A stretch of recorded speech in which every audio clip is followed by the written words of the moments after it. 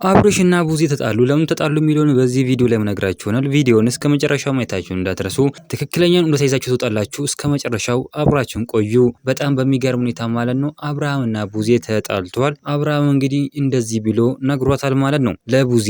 በጣም ነው የሚገርመው። እውነት ለመናገር ከሆነ አንቺ ነሽ እኔና ሄርሜላ እንድንጣላ የምታደርጊው፣ አንቺ ነሽ በመሀላችን ገብተሽ ይሄንን ሁሉ ነገር የምታደርጊው፣ ይሄንን ሁሉ ነገር እያደረግሽ ያለሽው ሲልም አብርሃም ተናግሯል ማለት ነው። በጣም ነው የሚገርመው።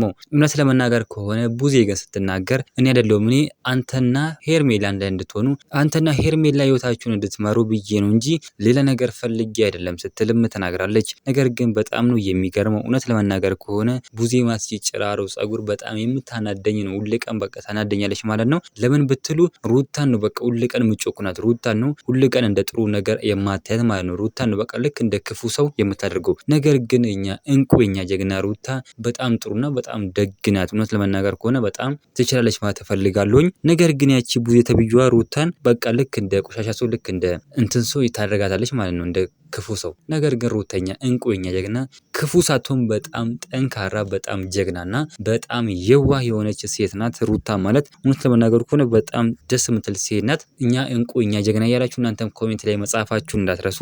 ቪዲዮ ላይክ፣ ቻናሉ ሰብስክራይብ ማድረግ እንዳትረሱ። በሌላ ቪዲዮ እስከምንገናኝ በያላችሁበት የዓለም ዳርቻ ሰላማችሁ ብዝት ይበልልኝ። ደህና ሁኑልኝ።